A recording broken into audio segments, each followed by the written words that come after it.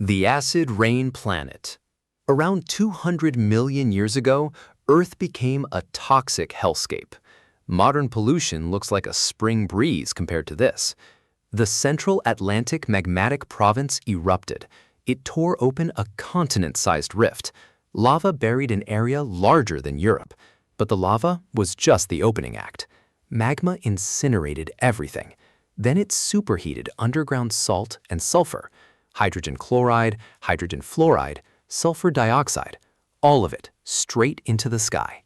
The sky turned into a corrosive acid factory. Rain wasn't water anymore, it was battery acid. It burned through leaves, dissolved soil, stripped shells off anything outside. You wouldn't just choke on ash, your skin would blister from toxic drizzle. Rivers became streams of weak acid. Fish died. Freshwater ecosystems wiped out entirely. The acid rain was relentless. It weathered mountain ranges in thousands of years instead of millions. Granite crumbled like chalk. Limestone dissolved into froth. Entire mountain faces sloughed off into valleys of chemical sludge. Meanwhile, carbon dioxide pumped out. Runaway warming. Poles became tropical swamps. The equator turned into an uninhabitable furnace. Temperatures climbed past 140 degrees Fahrenheit in the tropics. The humidity made it worse. Wet bulb temperatures crossed the threshold where human bodies can't cool themselves. You'd sweat, but the sweat wouldn't evaporate. Your core temperature would climb until your organs shut down. Death in hours, not days.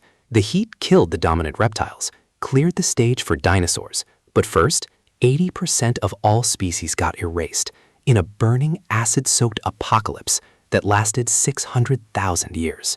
The survivors were small, burrowing, nocturnal, the ones who could hide from the sky and wait for chemistry to settle. The magnetic collapse.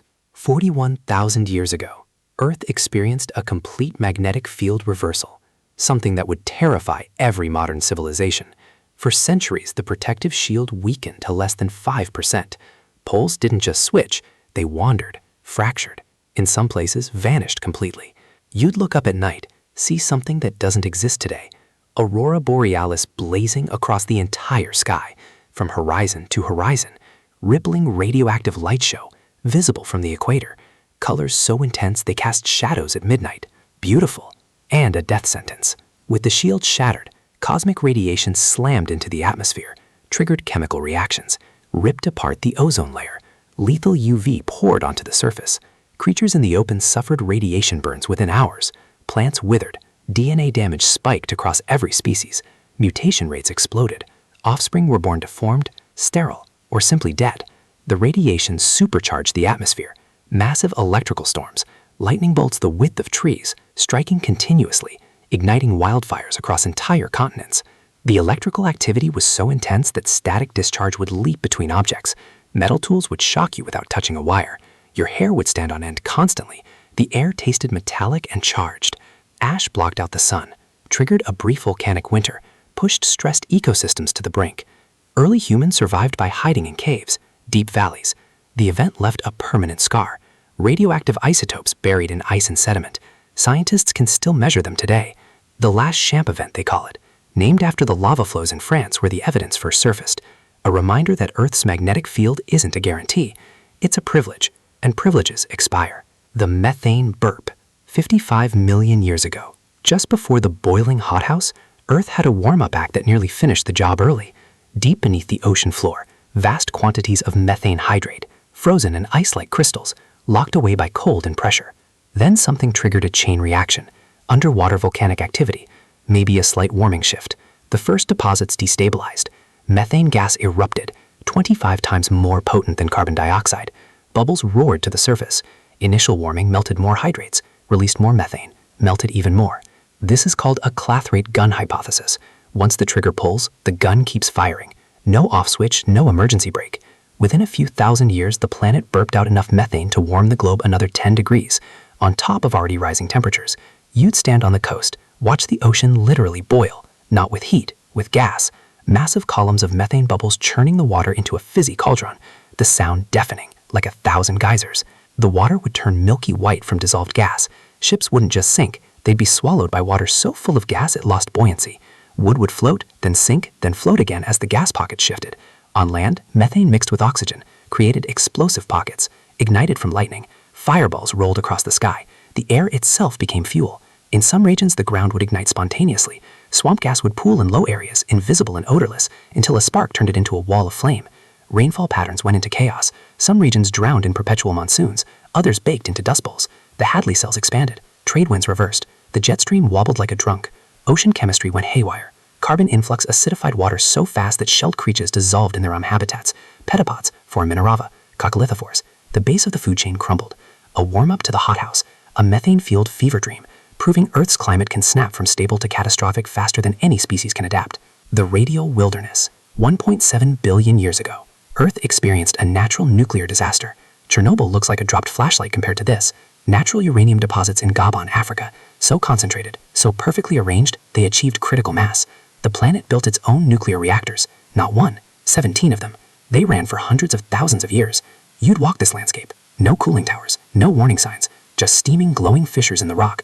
Groundwater acted as a natural moderator, slowed neutrons, chain reactions ignited. These reactors pulsed on and off, like a heartbeat, reaching over 600 degrees, boiling surrounding rock and groundwater into radioactive steam.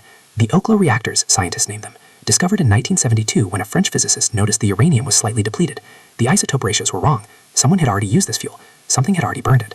The radiation didn't stay local. Fission products leaked into groundwater. Plutonium, iodine, cesium, strontium-90 spread a toxic cocktail across the entire region.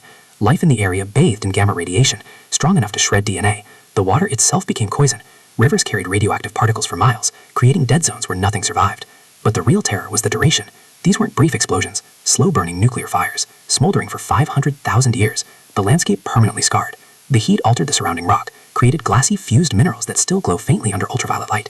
The chemical signatures left behind are so distinct, scientists can still identify exact fission products today, proving Earth once hosted a natural nuclear wasteland, long before humans ever split the atom, long before humans existed at all. Hypercane Earth. 66 million years ago, the immediate aftermath of the asteroid impact, Earth didn't just suffer darkness and cold, it also experienced a hurricane season from hell.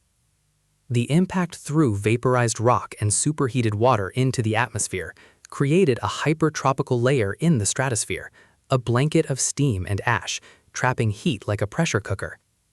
This wasn't normal weather. Temperature difference between the broiling atmosphere and cooler ocean created a storm engine of unimaginable power. Hypercanes formed, hurricanes so massive they dwarf anything in history, eyes the size of Texas, wind speeds exceeding 500 miles per hour. They didn't just destroy coastlines, they scrubbed the continents. The physics of a hypercane is simple and terrifying. The warm upper atmosphere, the relatively cool ocean, the temperature gradient drives a heat engine. The engine has no governor, it just keeps accelerating. You survived the firestorm, the impact winter, then you faced walls of water moving at the speed of sound. Hypercanes reached into the stratosphere, punched holes in the ozone layer, mixed toxic chemicals from the surface into the upper atmosphere. The rain wasn't just water, superheated, acidic, full of pulverized rock, like being sandblasted by a pressure washer. The droplets would be hot enough to cause second-degree burns on contact. These storms didn't last days, they lasted months, possibly years, as the atmosphere slowly settled. Hypercanes stripped soil down to bedrock, erased river systems, redistributed so much sediment that entire geological layers deposited in weeks instead of millennia. The storms created tsunami-like storm surges that penetrated hundreds of miles inland. Valleys became temporary seas, mountains became islands. The landscape was unmade and remade in real time. When the skies finally cleared, the world was scoured clean, a blank slate, where only the hardiest scavengers and burrowers could begin rebuilding life. The sulfuric sky.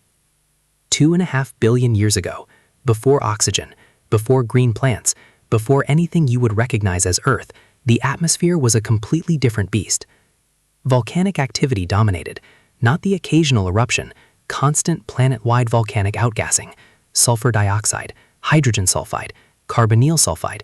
The sky wasn't blue, it was a murky yellow-orange haze, like perpetual smog from a billion exhaust pipes.